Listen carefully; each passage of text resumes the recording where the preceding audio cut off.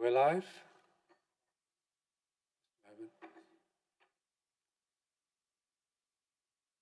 Well, thank you very much for everybody coming to the Audit Committee. And do we have any...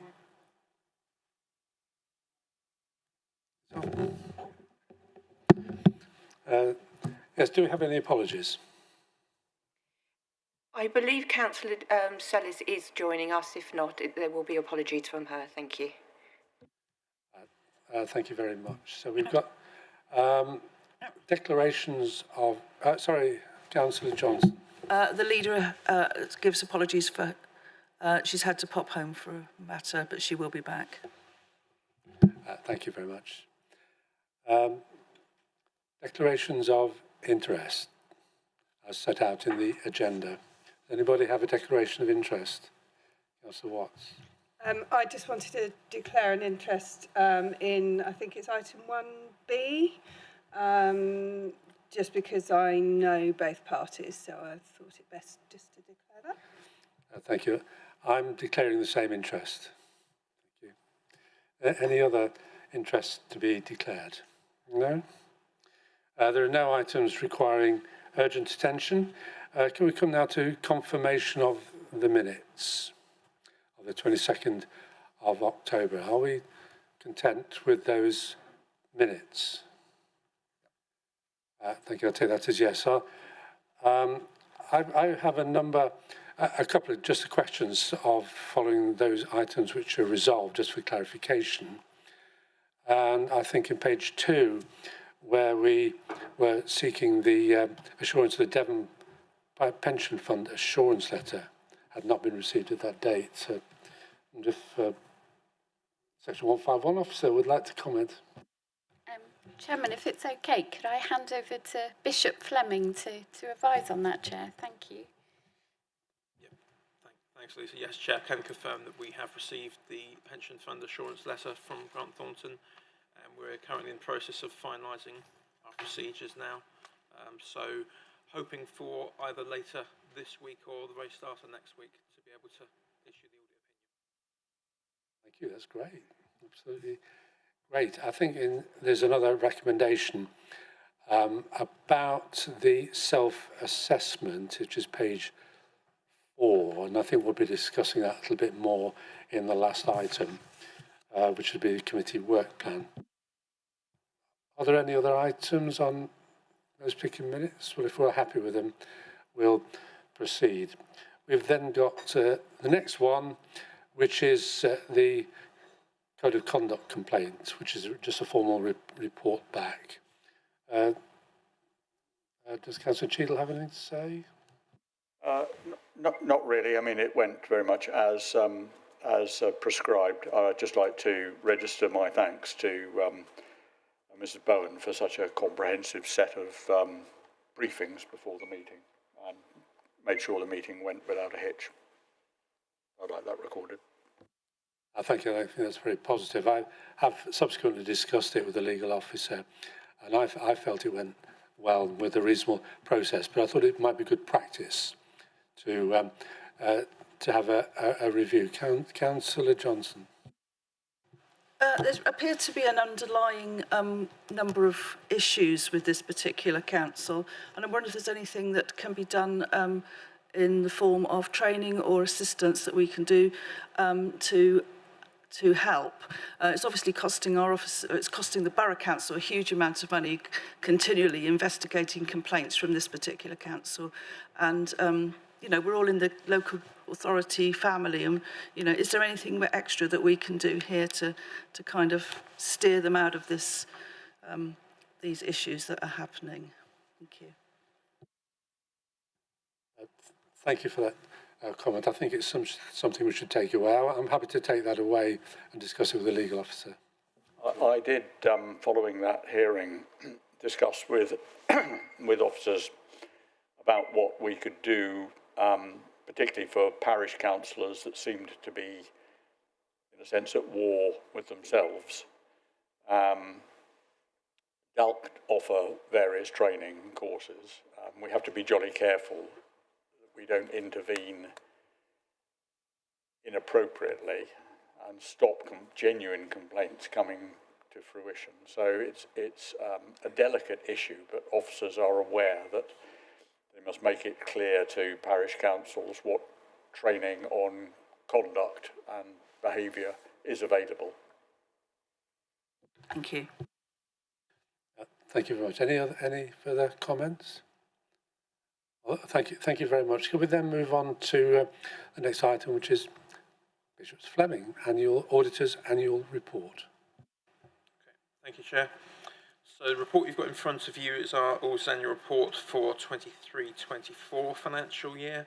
So it's obviously the first one you've had from Bishop Fleming. So this is currently a draft report because a tweaked final version will be issued once the opinion on the financial statements has been issued, because it replaces, for those of you that have been on audit committee a while, what used to be the annual audit letter, which basically wraps up all the audit responsibilities for the year. Yeah, sure. Is that better? Yeah. Yeah, so this will be this is a public-facing report, so the finalised version of this will go onto the council's website. And so we'll be issuing a final one after we've issued the opinion on the financial statements. So if I could take you to the executive summary of the report, which starts on page 13 of your papers, page 3 of the report. As I said, this comments on the audit of the financial statements, which we reported in our audit completion report to your last meeting. And as I said, that's close to being finalised now. But the real focus of this report is looking at the council's arrangements of value for money. So under the code, in addition to the audit of the financial statements, we're required to consider whether you've got proper arrangements in place to secure economy, efficiency and effectiveness in your use of resources. So you'll probably be familiar, many of you, with the themes that are considered as part of the value for money work. So they're set out in the table there. So financial sustainability, governance, and what we call the 3 E's: improving efficiency, economy, and effectiveness. And the positive news there is it's all green on the traffic lights there. So what that is saying is we didn't identify any significant weaknesses in arrangements, and we also did not make any improvement recommendations. So a really positive outcome from the work. The following section 3 then goes into the audit of financial statements in a bit more detail. I wasn't intended to go over that because we have been through that in the audit completion report, but happy to pick up on that if anyone wanted to. But really, the meat of the report is sections 5, 6, and 7, and that's where we provide our commentary on your arrangements in place across the 3 theme areas. As I said, there's no significant weaknesses identified and no improvement recommendations. So I won't go through that. I'm sure you've had a look through the report already. I think the other just key thing in the report to pick up on is section 8. So this is the follow-up of the recommendations from the Auditor's Annual Report for 22-23 issued by Grant Thornton. So we've considered the recommendations that were made then and the actions that have been taken by the council since that time, and we're happy that appropriate actions have taken place and been implemented, and we're satisfied that those issues have all now been resolved. That was a quick canter through our report, Chair, but happy to take any questions that members have. Thank you very much. A very positive report. Do we have any? Councillor Cheadle. 2 comments. Well, 1 comment and a question. The comment is it's very pleasing to see a report like this giving the council such a clean bill of health, and at the risk of making the 151 officer blush, I think this council has always thought of itself as being very financially aware and financially responsible, and I think this report helps sustain that reputation. So I'm very glad to see that there's nothing substantial in your report to be concerned about. There's one issue I did just stop to think about, and that was in capital planning, your section on capital planning, where you note that we've withdrawn funding from 3 capital programmes, the Parkland Leisure Centre movable floor, which is, I've been on this council 15 years and the floor was moving when I joined it, the viaduct and Spring Hill. And I just wondered if you considered, when you discovered that, whether there's an inherent risk. I mean, those things still exist. The floor is still moving, probably. The viaduct is still there. Spring Hill, unfortunately, is still in the state that it always was. Withdrawing funding or stopping any proposed project is one thing, but does that leave us with some form of risk? And should that be included in our risk register? I think, so what you're referring to, I think, Councillor, is the first of the recommendations that were made by Grant Thornton, and specifically the management comment that was in respect to those from last year. From our perspective, we were focusing on whether the appropriate action had been taken. So the recommendation was that the council should be having regular reporting through on the actions that were being taken around the capital programme. We were satisfied that that regular reporting is taking place. Clearly, any decision to withdraw funding or reprioritise funding on particular schemes, I guess there's always going to be a call for different priorities, but I think that's a decision for the council to make in terms of it has finite resources, how is it going to deploy those?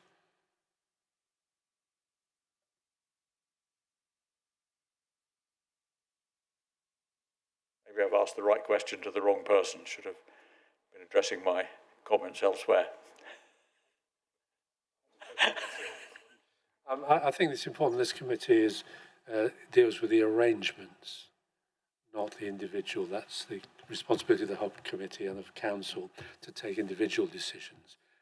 I think what the external auditor is saying, correct me if I'm wrong, is it is satisfied with the arrangements for the control of capital expenditure.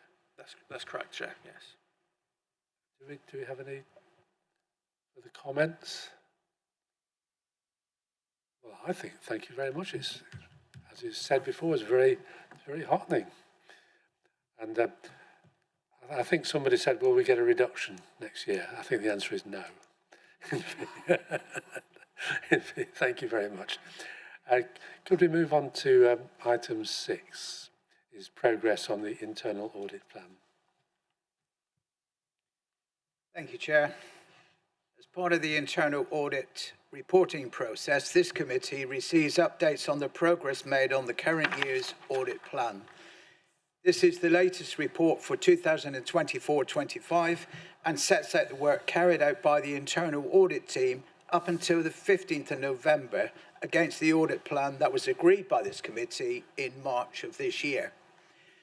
As of the 15th of November, out of the 36 planned pieces of work, 10 had been completed with final reports issued.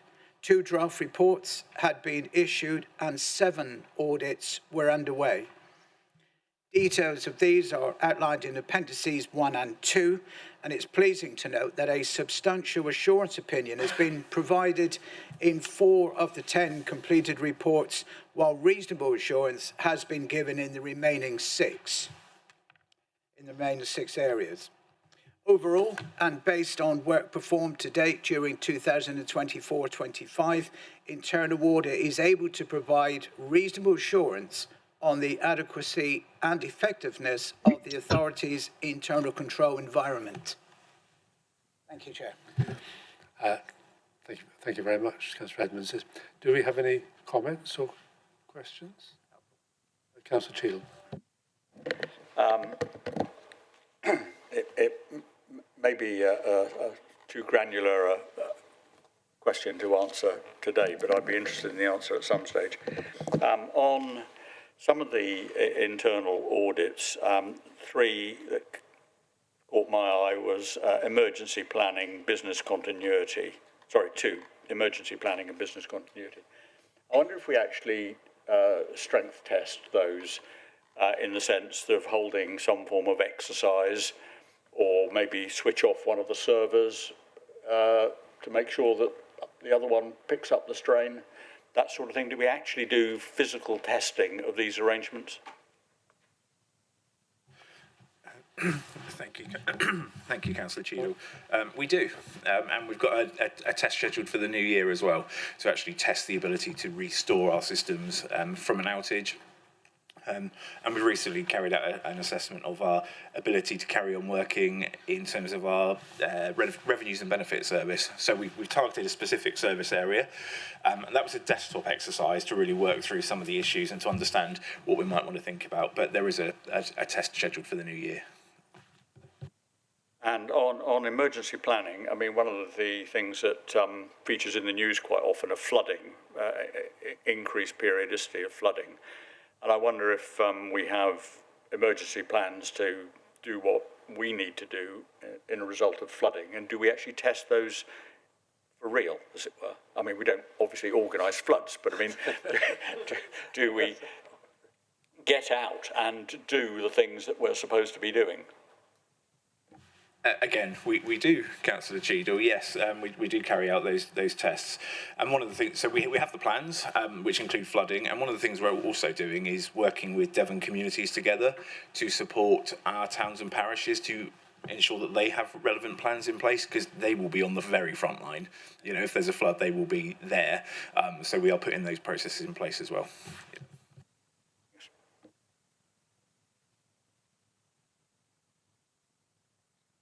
I've just got some words to add from Mr. Lescombe as well, Head of Environmental Health, who also heads up our business continuity arrangements.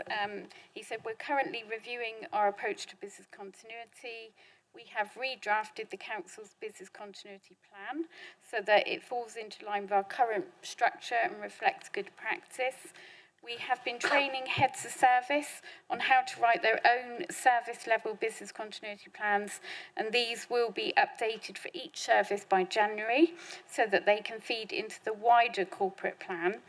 With regards to IT, that has been an area of focus for us, recognising the increasing risk of attack to our IT infrastructure. Steps have been taken to protect the system against attack by increased monitoring for unusual behaviour on the system, training of staff and members, and can I remind all members to make sure that you've completed your cybersecurity training, and by mitigating some services from our own servers and making sure everything is moved into the cloud. And with regards to Civica Financials, we are hoping to go live with moving everything to the cloud this week with that. In terms of business continuity in the event of an attack, IT have created their own service business continuity plan, and they have things called playbooks, which means they can respond effectively to any malicious activity. And as Mr. Hawke said, in the new year we are planning to hold a business continuity exercise that will test the resilience of our plans and provide helpful feedback on how we could improve them. Thank you, Chair. Thank you, that's very, very helpful. Any other comments, questions? Well, thank you, it's all very satisfactory. This is, can we, do we have to approve it or note it or something, whatever it is we're doing? Noted and approved, I guess. Noted, right. The internal audit recommendations tracker, Councillor Edmonds. Well, the report provides an overview of the progress made in addressing internal audit recommendations since the last update presented to the Audit and Governance Committee in March 24. Through regular tracking and reporting, the Council ensures accountability and transparency in addressing areas for improvement identified during audits. This report highlights the substantial progress made in implementing recommendations, particularly those categorised as high priority, and outlines the current status of recommendations due for completion between 2021 and 2024. Members will note that All recommendations for 2021 and 22 have been completed, and only one high priority recommendation from 2023 relating to building maintenance remains outstanding. The committee is recommended to note the positive progress achieved and endorse continued monitoring efforts to ensure full implementation of outstanding recommendations. Thank you very much, Councillor Edmonds. Comments? Well, I think it's rather.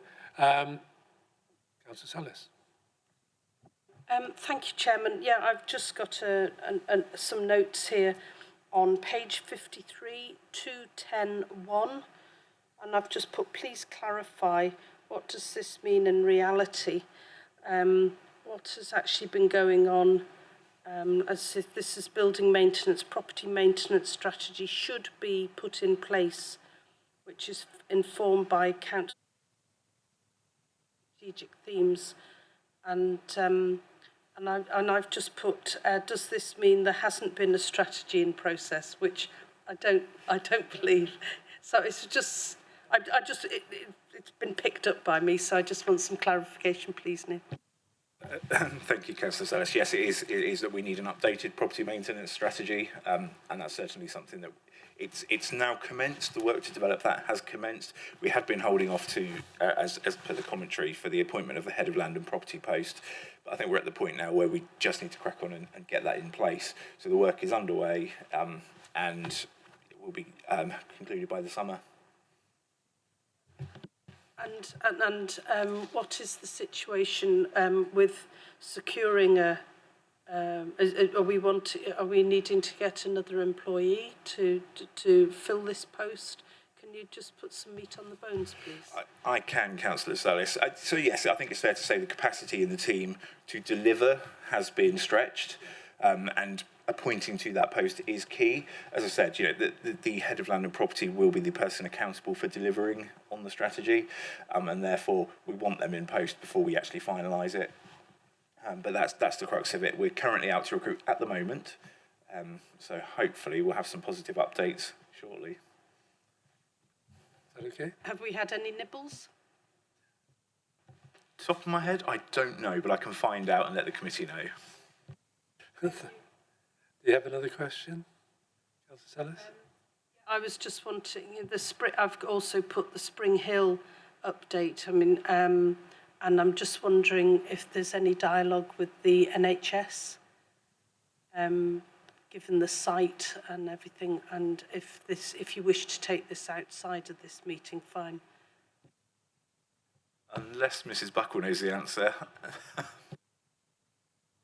Sorry, I don't know the answer to that, Chair. I think it's best to take this outside the meeting rather than. I firmly believe that it is necessary to actually air this in the audit and governance because of the state of the building and the amount of public comment it's attracting. Thank you very much. Any further comments, Councillor Edmonds? Well, my understanding is that conversations have taken place. I'm not absolutely sure where we are, you know, what stage that's reached, but I do know that discussions have been held in the recent past with the NHS regarding that. Thank you. Councillor Ball. Thank you, Chair. Yeah, just for clarification, obviously 2021, 2022 are complete according to the figures. 2023 in progress. I think I know the answer to this. I just want to be clear. So the recommendations or the implemented tasks that are done against each of the priority levels, I'm assuming that the number in the brackets is the minimum that we do, but we do extra for extra resilience. Is that correct? Just want to understand that. Thank you, Councillor Ball. Now, the number in the brackets is the number completed in the last report. So the last report that we brought forward to committee, just to demonstrate, it was a request from the last committee so that you could sort of see the progress made from report to report. Thank you. Yeah, I'm not sure it's actually that clear to me, but I do understand it now. But I think at first glance, I'm not sure. Maybe there's a slightly different way we could present that. Because I think if you're looking in, I'm not being critical. I don't think it's entirely clear, personally. Thanks, Councillor Ball. We can certainly look at that. We could split the column out to say previous report, current report. So we could certainly do that, which would make it easier to read. Apologies for splitting hairs. Well, thank you, sir. I think it's a valuable hair-splitting comment. No, it is a valuable comment for clarity. Are there any other points, questions? Well, I think that shows great progress. Well, thank you very much for.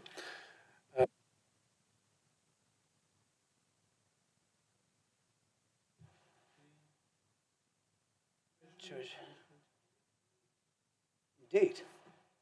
Thank you, Chair. Well, this report provides an update on the Council's Treasury management activities and performance for the first half of the financial year 2024-25, including key metrics, economic trends, and compliance with statutory and policy requirements. During the reporting period, the Council achieved an average investment return of 5.18%, outperforming the industry benchmark, our old friend Sonia, of 5.12%. This performance reflects sound management of investments while adhering to the Council's risk-averse Treasury management strategy. The Council's forecasted investment income for the year is expected to exceed the budget by £520,000, contributing positively to the financial outlook.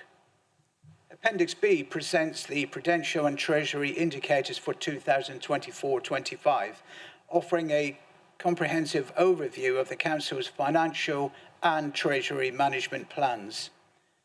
The primary focus is on the Council's capital expenditure plans, which drive its Treasury activities and borrowing requirements.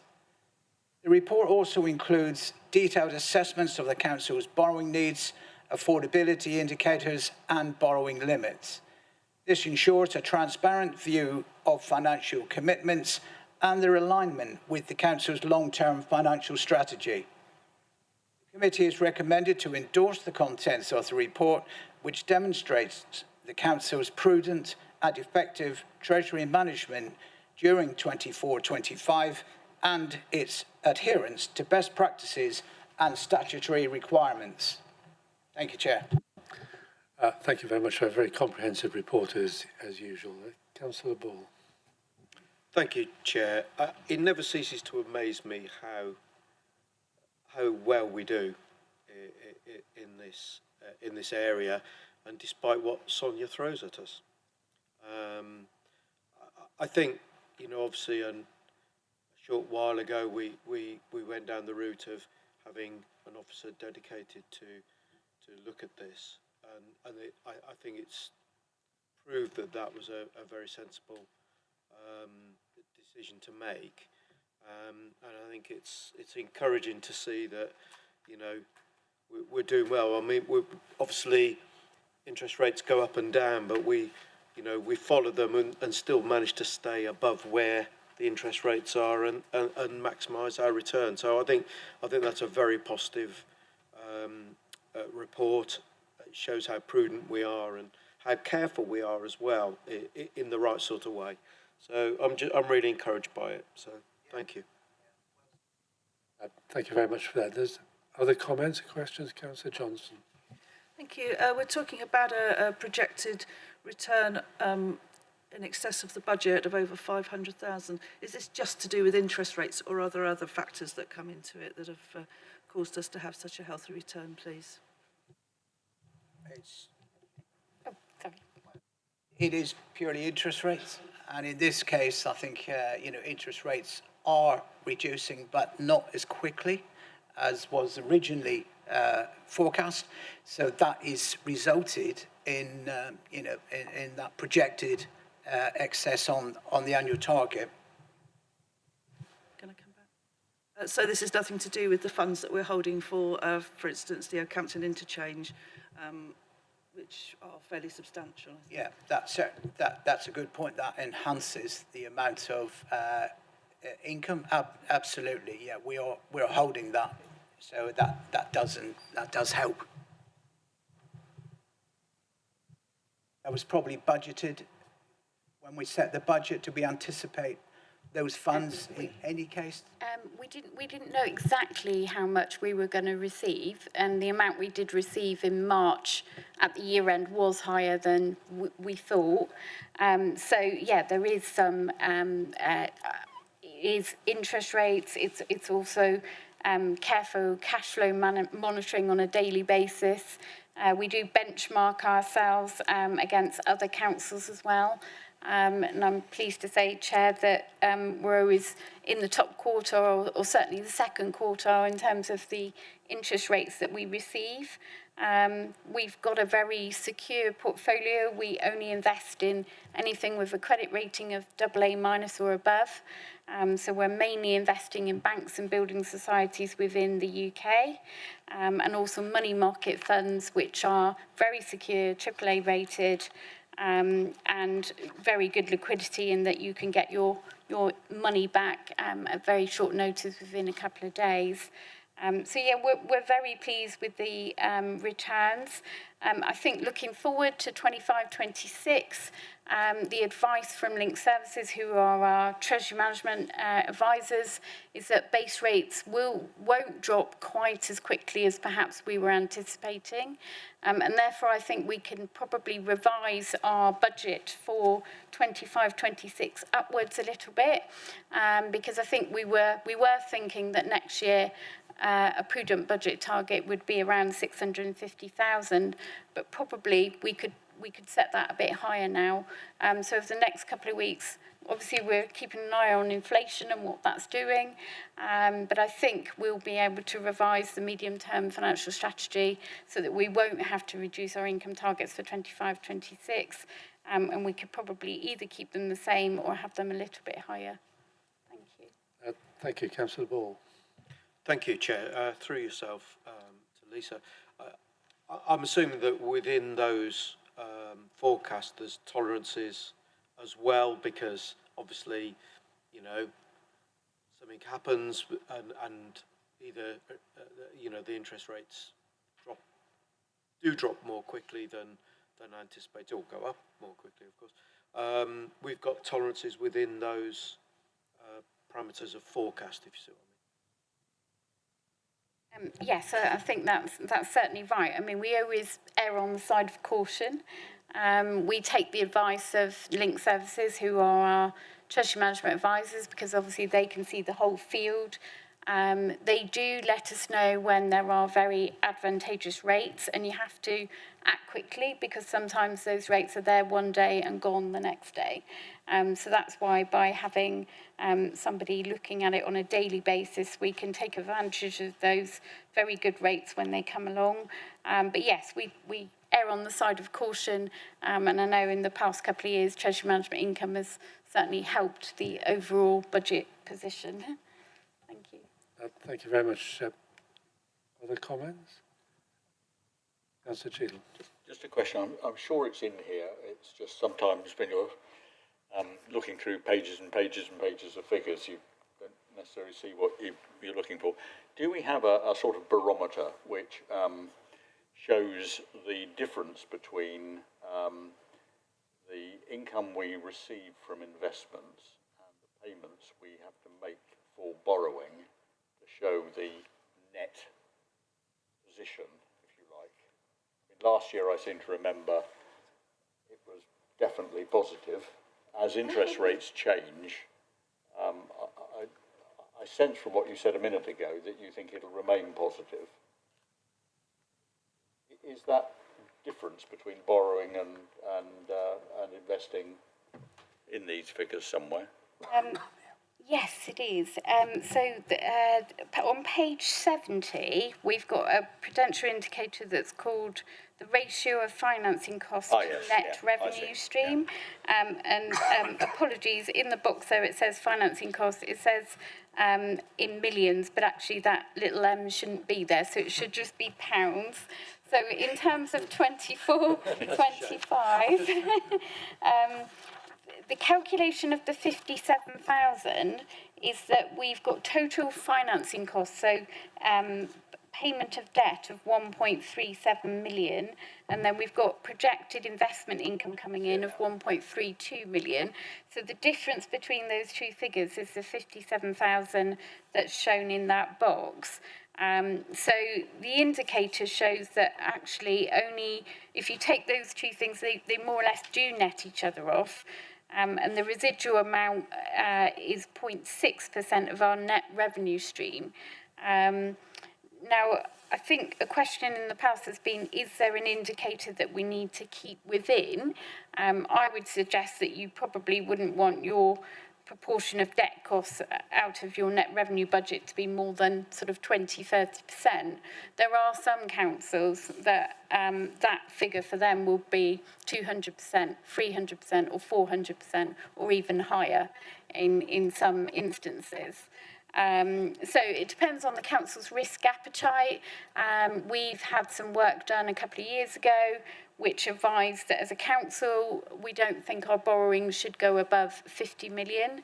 That we think is a prudent limit for a council of our size. And obviously at the moment we're not anywhere near that. So yeah, that's what that indicator is there for. But there isn't a sort of set parameter that you have to stay within. So SIPFA say you have to measure it and you have to see how that indicator moves over time, but they don't set a parameter that says, you know, your indicator should be below X amount. That's for individual councils to be happy that their capital plans and their overall budget is, you know, a prudent amount. Yeah, thanks for that. Yep, I should have spotted that when I went through it. Any other? Councillor Watts, you got that's great. Could I just follow up on Councillor Johnson's earlier question about funds being held in respect to the Oakhampton interchange? I'm just trying to sense, if you like, any potential magnitude of a one-off gain. That, you know, if we strip that out, I mean, how much would you think we would be earning by investing that money? Or is it significant to worry about? The top of my head, I would have thought maybe that might be contributing maybe about 200,000 on an annual basis. Oh, 200,000, yeah. But what I would say against that is that the council is incurring costs by being the accountable body. So we have got staff time going against that project as well, because being an accountable body, that's something that holds a lot of responsibility. So myself and the team have to submit the monitoring returns to government on the levelling up bid. That's something which is done on a regular basis, and we have to liaise with Devon County on the accounting side, because Devon County pay the bills and then we reimburse them for that project. So there's quite a bit of staff time involved in the project. Mr. Brooke is our project lead. He sits on the project board, as do I. So we are the main sort of officers involved in the actual capital project. Yeah, it's like a one-off, yeah, because it's special, and that's really to get the underlying position. You have to strip that out. So there are no commitments, I guess, associated. We don't have to spend it on particular things. We're not committed to spend that on X, Y, and Z by virtue of it being a government grant. No, and it could go the other way as well. You know, it could be that we're paying out money before we get the money in from the Department for Transport. So, yes, it's been a cash flow advantage so far in the project, but this is a long-term project that will have payments going into 2027. So, over the period of time, it will probably even itself out. Paul. Can I just have a follow-up question to that, please? So you talked about the officer time. Obviously there's an inherent cost to that.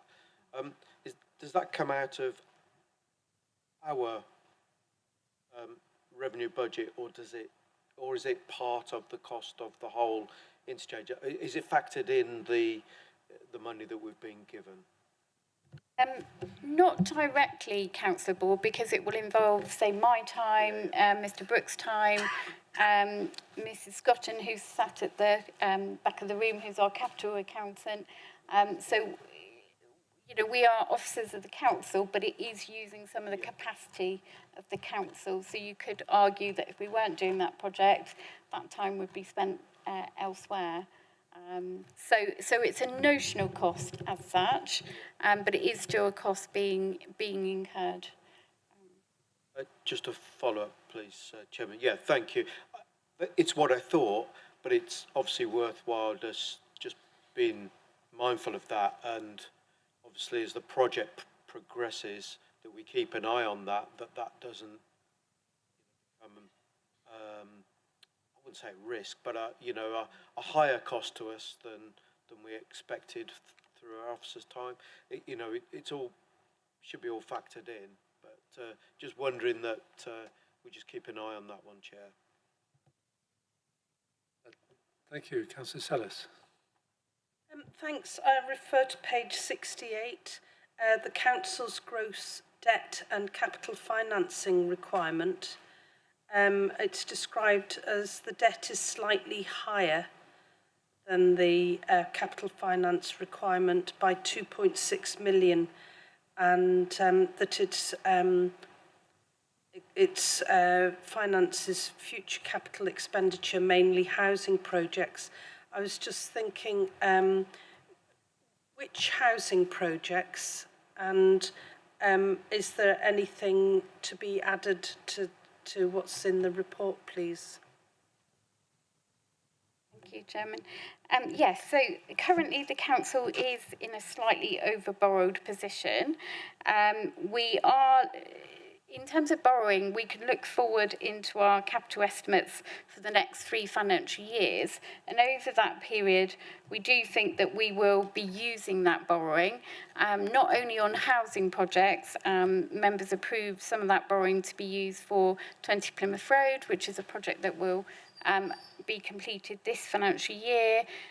Obviously, future housing projects, we don't know if there will be any more local authority housing fund given by the government that we could match fund. But if there are more rounds of local authority housing fund, that would be one way that the council could match fund to buy some more properties. At the moment, we will have 11 properties through local authority housing. We also, looking forward, may want to use some of that for waste infrastructure as well, and members considered a report on that. So looking forward, we have several capital projects that we think that borrowing will be used for, but we do need to make sure that we use that over the next 3 financial years. So that's, as part of our treasury management strategy, we'll look forward, do some forward estimates of the next 3 financial years, but I think it will be mainly within probably the housing service and the waste service. It's not a significant amount of borrowing to be over-borrowed by, and we wouldn't want to pay that back because it wouldn't make financial sense to do that, especially when we know we've got capital projects we'll need to use that borrowing on. But you can see that the difference between those figures is coming down all the time. I think there probably will be more local authority housing fund rounds by the government. Those rounds have been very successful in the first 3 rounds. So I think going forward, probably there will be a need to further invest. Thank you. Councillor Sellis again. And again, thanks, Lisa, and again for clarification, the waste, you mentioned waste and some of the budget being spent there. Is that the ageing fleet waste, you know, the vehicles, or is there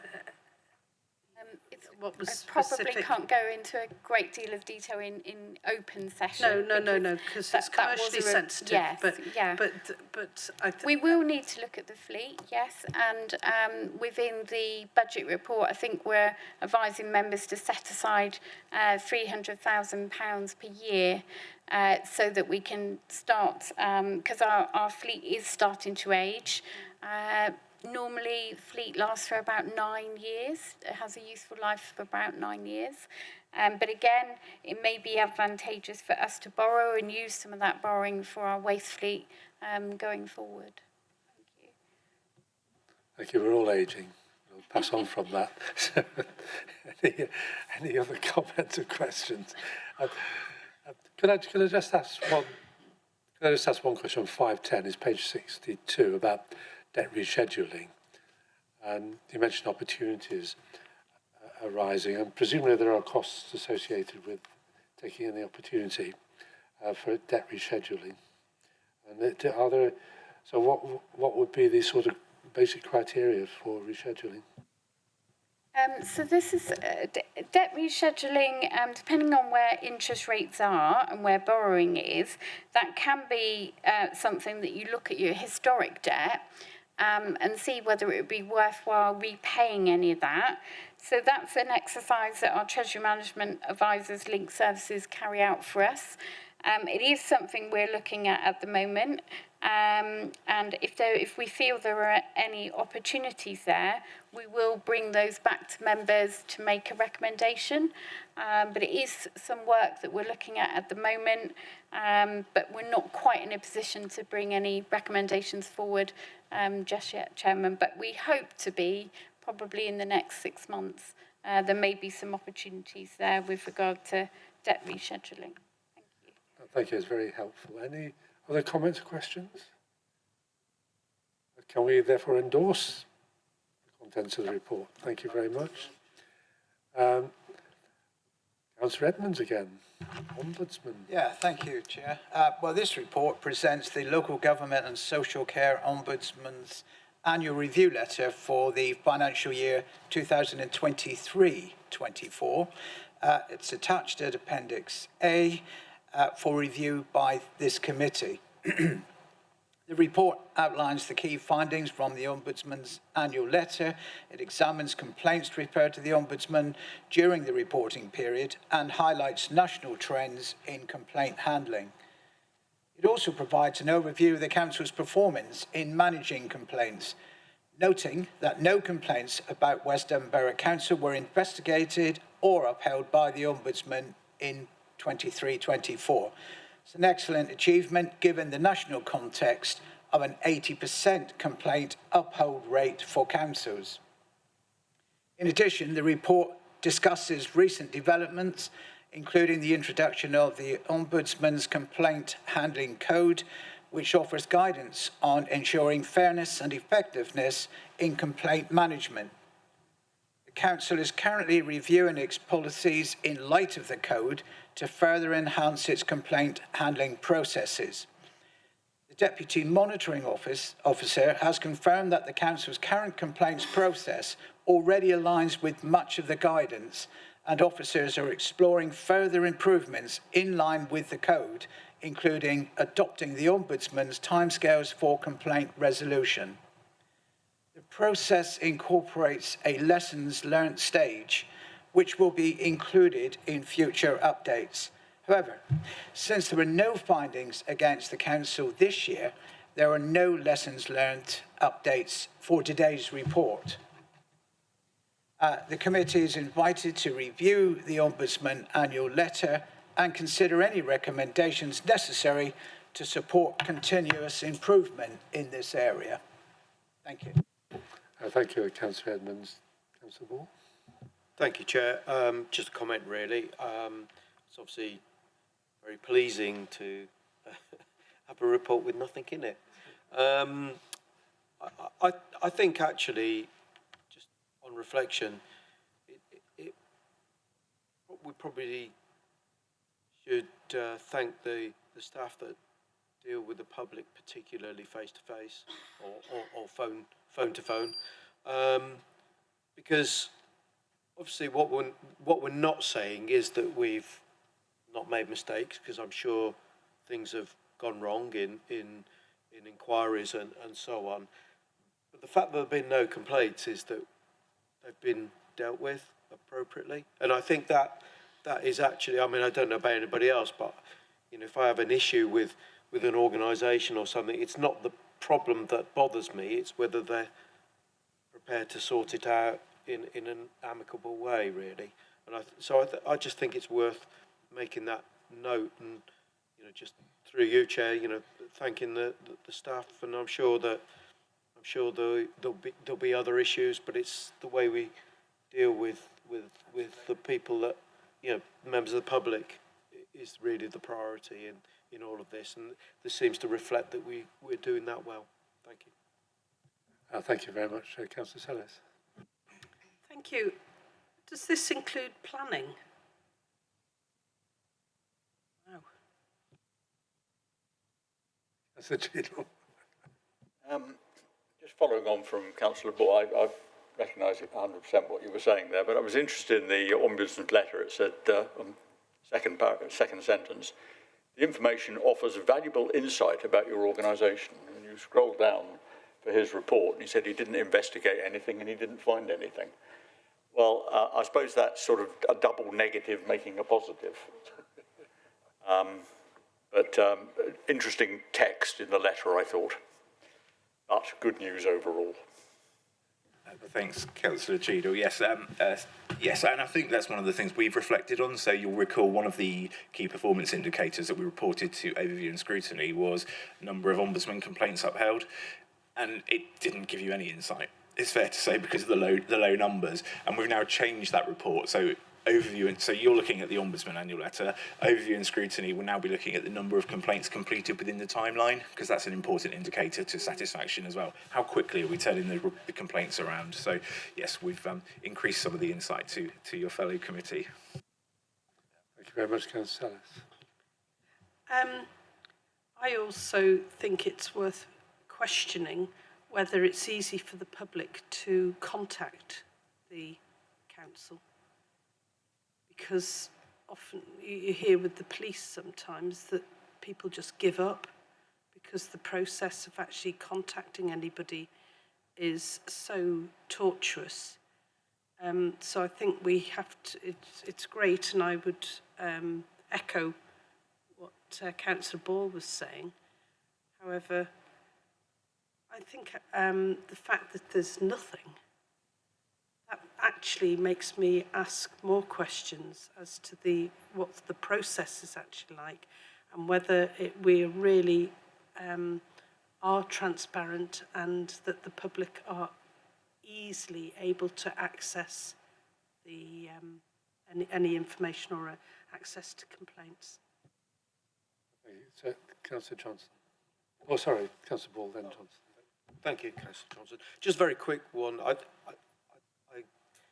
think Councillor Sellis is making a good point. Obviously, in regards to this report, this is about complaints to the Ombudsman rather than complaints to us as a council, which is something separate. And I completely agree, you know, and certainly in the time that I've been here, I know there has been issues around this.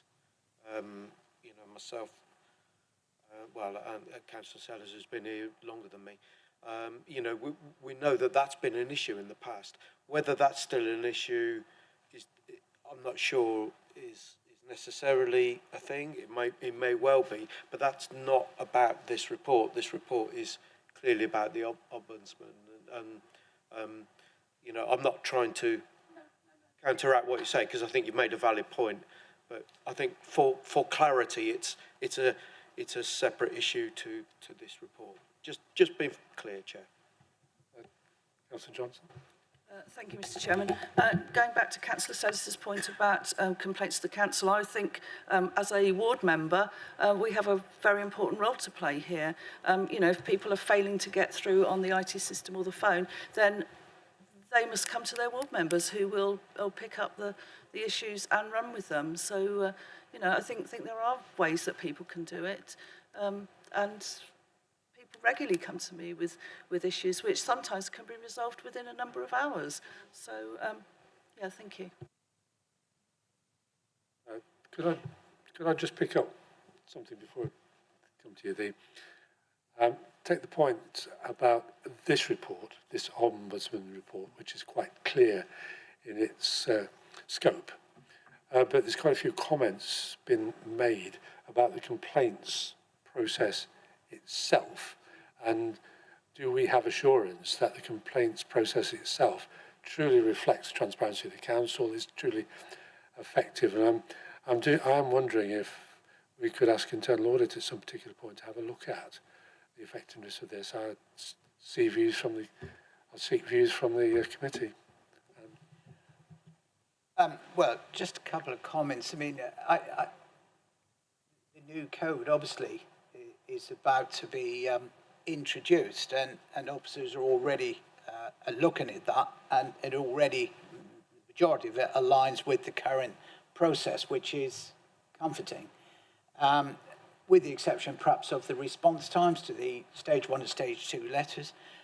So that's something that will be looked at. But in terms of accessibility for residents, I mean, I think the figures for our call centre are in profile, and certainly in my time at this council, that has moved forward a huge amount. We have had issues in the past in that area, but I'm pleased to say on current performance, always room for improvement, but I think it has now reached, by and large, an acceptable level. And part of the new code does stress that residents must be able to complain in whatever form they wish. We have to be very open to complaints, as indeed we are, and there are a number of ways that residents can contact the council and make that complaint, and we must accept that complaint in whatever form it reaches us, and respond to it positively, as we can see that is the normal practice. So yeah, I mean, I don't know if Mr. Hawke has got anything to add to that, but the last figures that we presented to overview and scrutiny would confirm that certainly if residents call in to make a complaint, or I think there's a facility through the website as well to raise issues, then I think we've improved greatly in recent times in being able to, to be accessible to people who are express dissatisfaction, I think is the term in the new code, about our services. Thanks, Councillor Edmonds. Yes, just to echo what you've just said, I mean, the last report to overview and scrutiny set out that 87% of transactions with the council, which will include complaints, are carried out online, and the satisfaction score of those processes is consistently between 4 and 5 stars, 5 stars being the highest that somebody can rate the process.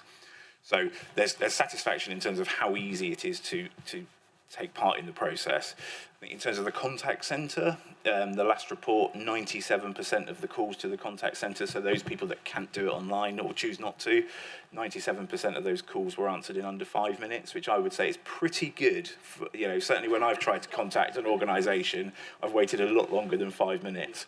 And I think that the demonstration about how effective, the effectiveness of our internal complaints handling comes when you look at the translation from stage 1. So that's your first level of complaint, your stage 1 complaints, 73 stage 1 complaints. We then write back and we're very clear that if you're not satisfied with our response at stage 1, you can escalate it to stage 2. And you pretty much just have to press a button and that escalates the complaint to stage 2. And only 5 of the complaints from stage 1 escalated to stage 2, which I think demonstrates a pretty good level of satisfaction. Because if I wasn't satisfied, I'd certainly escalate to stage 2. So I think that probably demonstrates that there is a quality element to our responses as well as a timeliness. Thank you. Further comments? I would just add to that as well, as it mentions in the report, out of the 73 stage 1 complaints, we were able to resolve 10 of those over the telephone. So we're quite proactive in ringing residents and acknowledging the complaints. And during those discussions, we were able to resolve the complaint. And I think that's a really good way to do it, and it's a really good approach where we, turn a potentially negative situation actually into a positive. So that's the beauty of dealing with complaints in the correct manner, that you can actually turn that around and make it a positive for the council. Thank you. Somebody? Sorry, carry on. Thank you, Chair. You mentioned about internal audit reviewing the complaint system. We did a review in 2019-20, and we did another review last year in 23-24, and we came up with an opinion of reasonable assurance. So if that gives you a bit of comfort on that front. Thank you. That's very helpful. Could I just ask one question about learning from complaints generally? Is it part of the overview and scrutiny or other process whereby we learn from the complaints during the process? Thank you, Chairman. At the moment, it's not. We report on the sort of timeliness of the complaints handling. In the future, the new code from the Local Government Ombudsman will require greater scrutiny, and particularly around the lessons learnt. So, what were the key themes? So we will be required to bring forward a report to overview and scrutiny from 2026 onwards. But because we're in such a good position with our complaints processes, and we've a long history of bringing the Local Government Ombudsman in to train employees that are handling complaints, so we're very much aligned with their thinking anyway. We're looking at bringing that in much earlier, so we will be bringing that report forwards in the next 12 months to overview and scrutiny, but we haven't done historically. I think in terms of the general lessons learned, at the moment, all complaints are overseen by our Head of Customer Improvement, Jim Davis, and he, as you go through the complaints process, there's a specific box that you complete that says, what could have been different? How could we have prevented this from happening again? And Jim and his team are regularly reviewing those and sharing that learning through heads of service, through our regular meetings that we have. So there is a sharing of learning, although not be it in the committee space at the moment, but will be in the future. Thank you, it's very helpful. Any other questions? Well, thank you very much. A very positive report and a very constructive discussion too. Thank you very much. I come to the last Audit Governance Committee work plan, and it's me, oh dear. What we have is on page, 85 is the work plan as it's said. Now, in discussion, what is missing from that is the self-assessment in the Audit Committee self-assessment, and I will now plug. I was attended a webinar of the LGA Southwest Audit and Governance Forum, which I chair, and Tony did a very good presentation on the self-assessment process, which we are going to schedule. And I think those people who are on the call, the chairs of other audit committees, were extremely favourable and said it's extremely beneficial. So we have to plan, at least we'll be planning this in due course. And I think the other comment we had that the March meeting looked rather full, and we felt we should split that. Would you like to, somebody to make a comment in the first instance? Yes, thank you very much, Chairman. I think we were wondering about a date of the 4th of February for the self-assessment. And then we would need to find either towards the end of January or beginning of February a potential date for another committee, if we could fit that in, because the March agenda is looking, it's got 12 reports on it at the moment, and that probably is quite a heavy workload. and those are all quite big reports.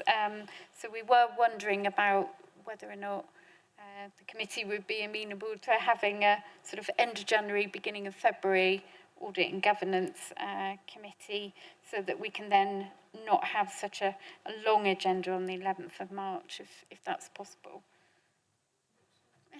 Thank you. Comments? Are we happy for Lisa to go away and arrange precise dates for this? Thank you very much. That's unless nobody's got any further comments. Sorry, Councillor Cheadle. Well, it's just a question, really. Looking at the proposed agenda for the next meeting, it just occurred to me, and I think I asked this last time as well, the Devon Building Control Partnership, which of course is a partnership between 3 councils. Where in the audit process, generally, be that internal audit or external audit, does that get looked at?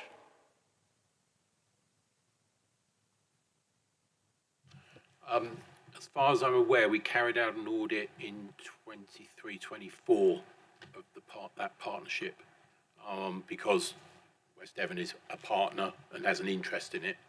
I haven't got the report or our findings to hand, but it was certainly part of a work plan, I think, last year. Yes, I sit on that committee. That's hence my interest in it. I wonder if you could fish out that report and send me a copy of it. Of course. Thank you. Any further comments? Well, that meeting is now over. Thank you very much for a very productive meeting. Thank you. Thank you, Chairman.